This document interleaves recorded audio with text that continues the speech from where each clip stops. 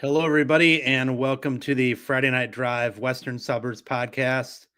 I'm Josh Welge here with Joe Boenitz. It's Tuesday afternoon as we tape this. Joel, how you doing? I'm doing pretty well. I'm finally, coming down from all the hectic games that happened this weekend in round two. So, I'm a little bit calmed down after what happened. Definitely a hectic weekend. I mean, I knew that I was talking to Steve Susie. I'm like, I knew that after round one and all the blowouts set up so many good second round games that there's a good chance that we were going to get a lot of excitement, and it really didn't disappoint. I mean, Saturday afternoon in particular, it seemed like every game, or a lot of games at least, were down to the wire. So a lot of fun. Sets up another good weekend with quarterfinals that we'll get into, but want to first review some of the games from last weekend. If you don't mind, I think I'll start with a game that I was at on Saturday. Montini hosting Byron. It was a rematch of last year's 3A semifinal. I think a lot of people think that there's a chance that it could be, maybe the game that decides the 3A championship, although there's some other really good teams out there.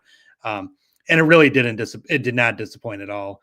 It was a game that was, scoreless at halftime, and then it came down to the wire. Montini twice took a lead in the second half. They led 14-7 with they scored a touchdown with just under 2 minutes left. And then Byron just, they did a 2-minute drill the way only Byron can do it.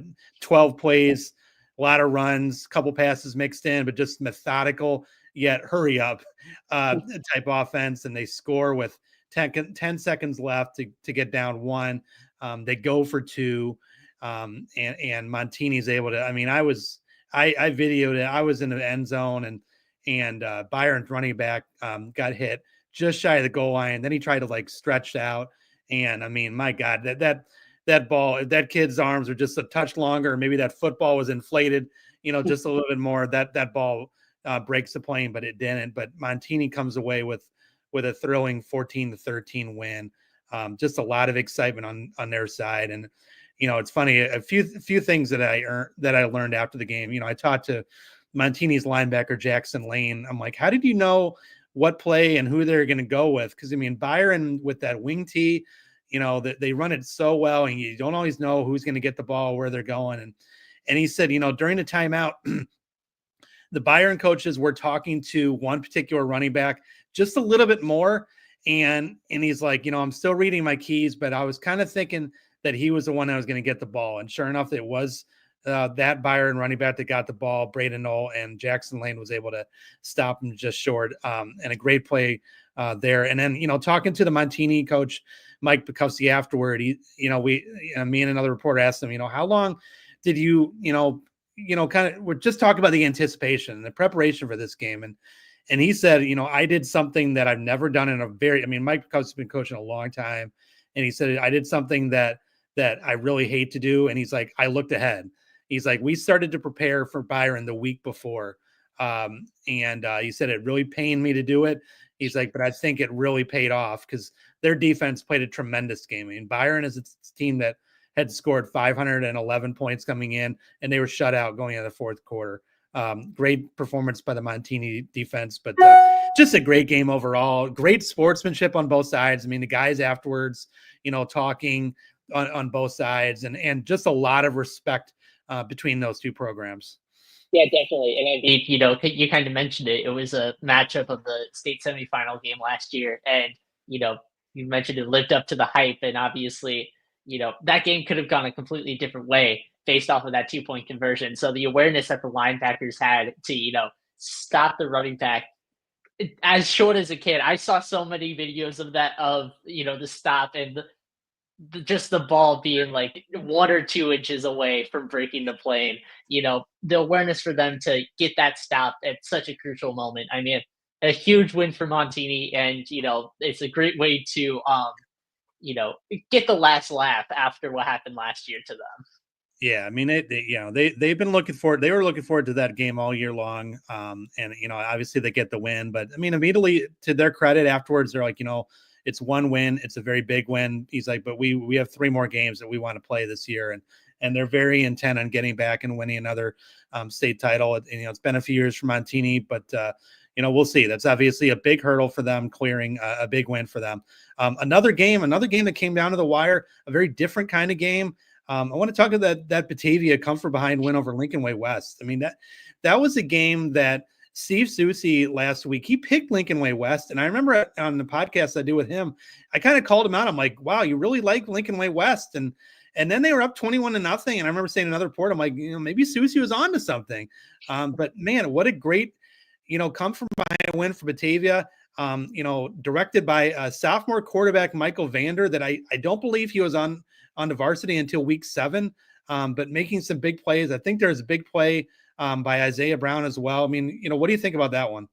Yeah, so I actually talked to Dennis Puron kind of about it. I've been talking to him about it because in their first playoff game against Collinsville, Michael Vander got included on the offense alongside Bodie Anderson. And, I was like, is this going to be a, something that we see throughout the entire playoffs? And he's like, hey, it's whatever, helps us win. And it turns out in that game, Michael Vander ended up being, one of the main reasons why they won, if not the only reason that they won. But, he's just kind of, or I also talked to him about, when did he start working with the senior team? Or with the varsity team? When did he start getting in that stuff? And apparently this has been, in practice since 6 or 7 weeks ago. Like, the big thing for them is they wanted to make sure that they had a quality backup behind Bodie Anderson just in case something happened. And in week 9 against Glenbard North, he kind of got his opportunity to, show what he can do in a live game against Glenbard North. And apparently what they saw, they really liked because they kept him on the squad. And, it just kind of worked in their favor. And it's become, a right timing thing where, Michael Vander is performing at his best. Bodie Anderson provides another aspect to the quarterback game. You mentioned Isaiah Brown, that fake punt that he did for the 71-yard touchdown. I mean, things were just working in their favor. And after, being down 21-0 heading into that second quarter, they realized they needed to make a change. So they leaned to the sophomore quarterback, who went on to throw for 260 yards and 3 touchdowns in the game, including the game winner to Brett Bergeron, who was the surprise last year for Batavia. And, it's just another time, over these past 3 years where Batavia has thrown somebody into a position on offense and it's worked in their favor. So it was interesting too. I mean, Steve Susie was there, and apparently, so Batavia, they wear the nameplates on the back of their uniforms, and Michael Vander wears number 5, but Batavia also has a defensive player, number 5. Malachi's number 8. Is it number 8? He shares the number with Malachi Smith, because I remember he made his first appearance in a game against South Elgin in week 2 in the blowout. And, I was kind of on the sideline. I still didn't really know, all the Batavia players that well. So, everybody was looking, like, wait, who the heck is that? And I saw number 8 and I'm like, I said, is that Malachi Smith? It was not Malachi Smith. Malachi Smith is a very big defensive line. Yeah, he looks completely different. But it's funny. So he's got the number 8, but there's no nameplate, right? At least not to this point. Yes. Maybe there will be after he leads him to come from behind win last week. So we'll see. Yeah. So really exciting win for Batavia. Another really exciting win for a Duquesne Conference team. Geneva beating Burlington Central. Again, special teams was a big part of that game. That was a game that, I mean, you and I were probably following. I was following on Twitter, and, back and forth game. I think it was 28-21 or something. Burlington was winning. But then Talon Taylor was a huge 96-yard kickoff return for a touchdown. And then if I'm not mistaken, I think they went for an onside kick. They recovered it. They were able to score. And then they kind of went from there. And then, of course, another huge game for Tony Chihino, their quarterback. Yeah, definitely. I mean, Tony Chihino, kind of showed how good he can be on the long ball more than anything. I believe all 3 of his touchdown passes to 3 different receivers, to Taylor, Finnegan Webner, and Bennett Conkey. I mean, all 3 of them were for over 40 yards, if I remember correctly. They went a long way. But, I mean, it was just, it seemed like that, the kickoff return from Taylor and then the onside kick recovery just kind of swung the pendulum in their favor, because after that, They got the lead with Michael Romero, who had a fantastic game in that. I think he had 150 rushing yards and 2 touchdowns. He got into the end zone, gave them the lead, and that was something that they never gave up. So, but I think the big thing is, it showed just how good Geneva's special teams has been this year more than anything. I mean, earlier in the year, we talked about Beninconki having 2 return touchdowns earlier in the year, obviously because they didn't want to kick it to Talon Taylor. And then, one of the few times that they have kicked it to Talon Taylor, he scored 2 kickoff return touchdowns as well. Not only last week, but against St. Charles East as well. They've had multiple recoveries of kickoffs, either onside or when teams messed up on, just a regular kickoffs. And, it's really worked in their favor for them. So, it's just another aspect of their game where they've excelled this season. And it's one of the main reasons why they're at the point that they're at right now. Yeah, really good win for them. Obviously, a great year for Burlington Central, and really, gave Geneva a good push at least for 2 to 2.5 quarters. So congratulations to them on a great year. Game that you were at on Friday or Saturday afternoon as well. St. Charles North, another great year for them, but man, they just ran into a buzzsaw. It seems like. Yeah, it seemed like a game where everybody was really excited to see. Everybody was expecting it to be a high scoring game. You said for sure points were going to be scored in that game, and that was definitely the case for Mount Carmel. One side, right? Yeah. Yeah, it wasn't that much of the case for St. Charles North. I mean, after the first drive of the game, St. Charles North got a great stop in their own territory on 4th down, and then they went down the field 60 yards, scored a touchdown, got the 2-point conversion, went up 8-0, and I was just like, man, this is going to be a back and forth game. I can't wait for this. And then Mount Carmel just rushed all over them. I think they finished with over 340 rushing yards in the game. Daniel Taylor, their tight end turned running back, had 125 rushing yards on 8 carries. He looked absolutely unstoppable on every asset. Jack Elliott finally used his legs again. He had 60 rushing yards and 2 touchdowns. But I think the big thing about Mount Carmel is that they showed that they can use more than just the flashy plays. I mean, their first scoring drive took 13 plays and 6 minutes off the clock. And, it showed that they can grind it out. They can grind out on offense and, waste time on the clock, especially in those later stages of the game. So I think it showed the versatility of Mount Carmel this season, even though, they may not look as strong as they have in the past. They're still the same Mount Carmel that we've seen, over the past couple of years. And, once again, St. Charles North had a great year, but Mount Carmel was just pretty much unstoppable besides that first drive. Yeah, no, it sounds like big points all year long on Mount Carmel and continue to do so. So, good win for them. A couple of themes from last weekend I saw is, some of in the Western suburbs, some of the Catholic League teams with good wins. Montini, I mentioned, Nazareth kind of rolled over Woodstock North. St. Francis was able to get a good win over Prairie Ridge, and also the West Suburban Silver. I mean, they go 3-0 last weekend with Downers Grove North getting a close win over Fenwick. York getting a really impressive win over a previously unbeaten team, Oswego last night, and then Lyons Township just rolled over Downers Grove South. I'll start with that Downers Grove North game. That's a game that, to be honest with you, is a little bit closer than I expected. I thought Downers Grove North would be able to put a few more points on the board than they did. But the game came down to a game-winning field goal at the end. They win 13-10.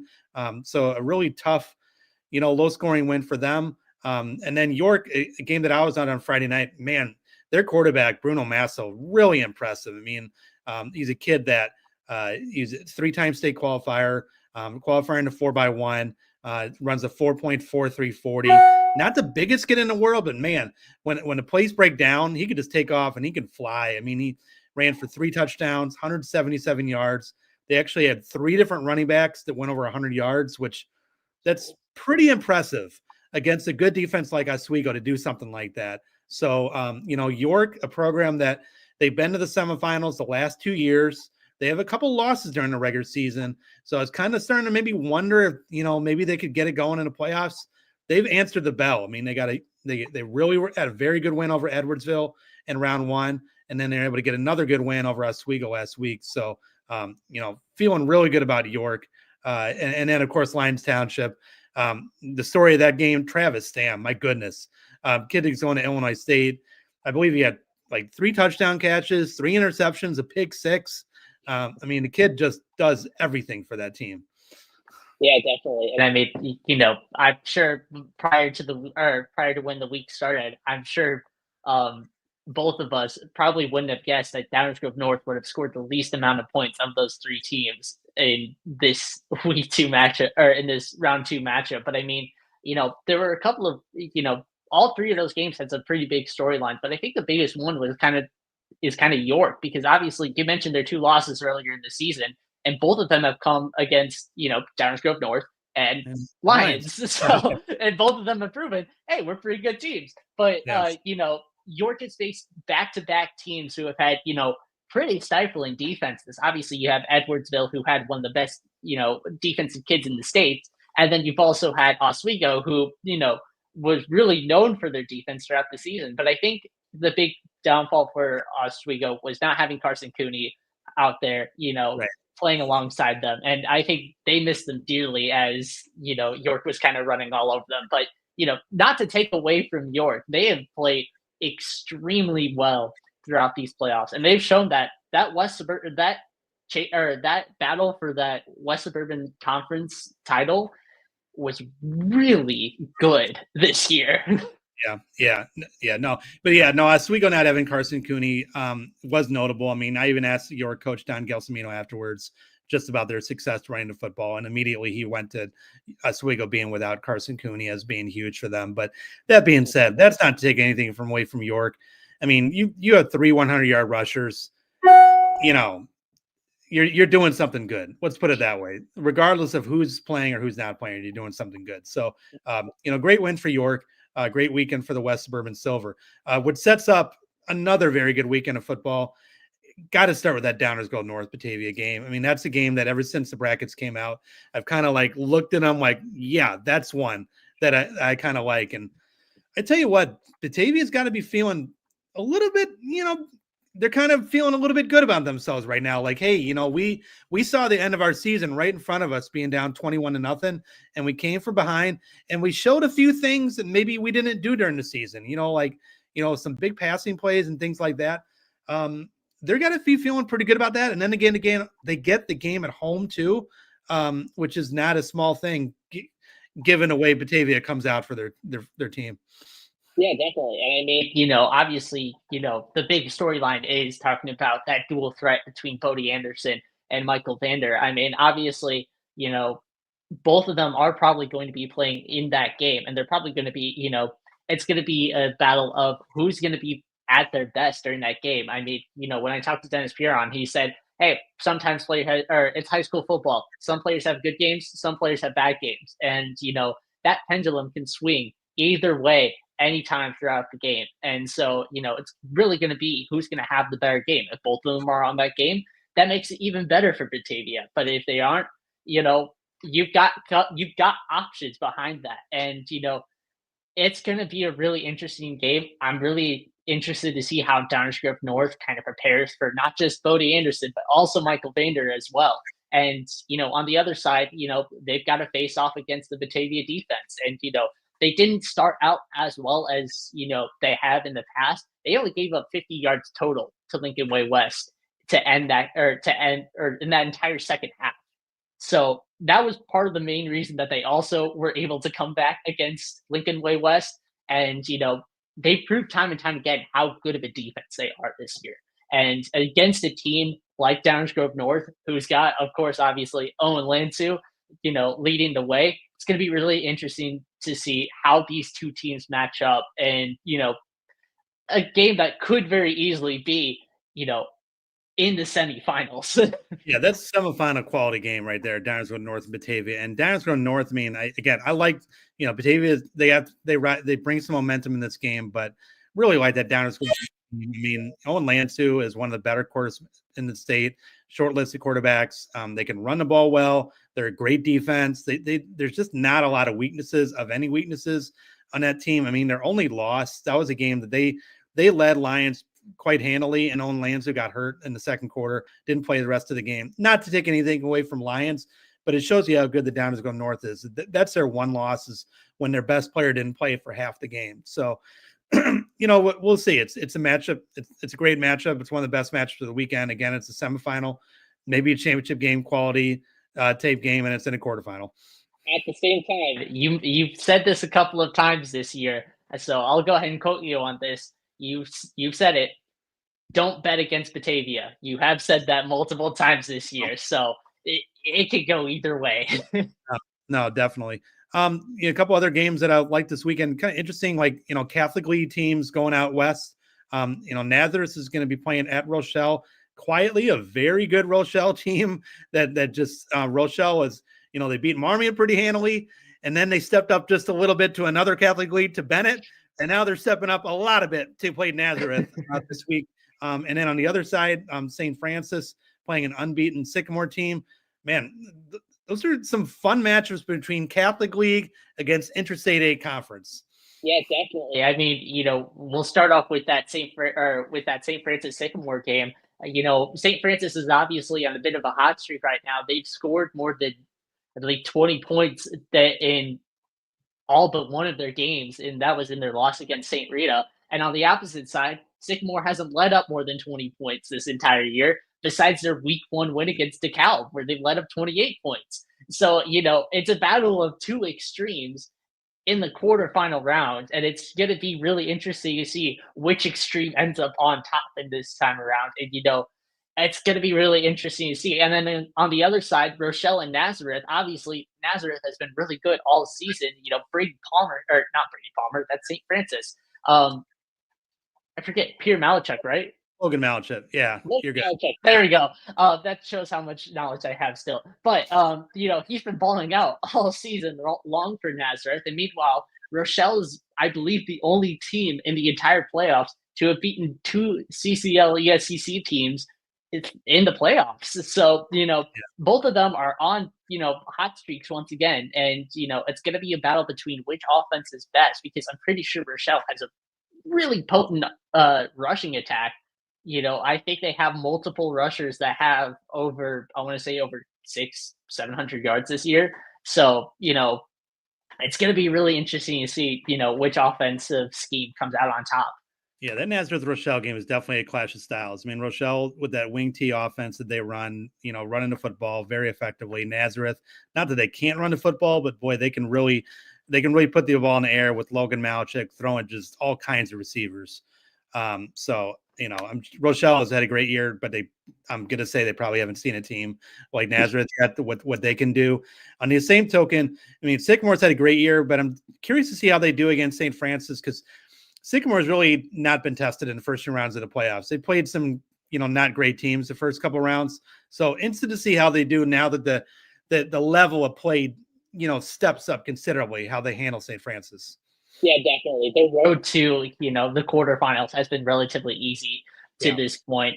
But, when you're the number one seed, you can expect it to be at least a little bit easy to get to this point. But it's going to be a big test, and it's really going to show how good this Sycamore team is, and if they have what it takes to get as far as, the semifinals or even the state final in the end.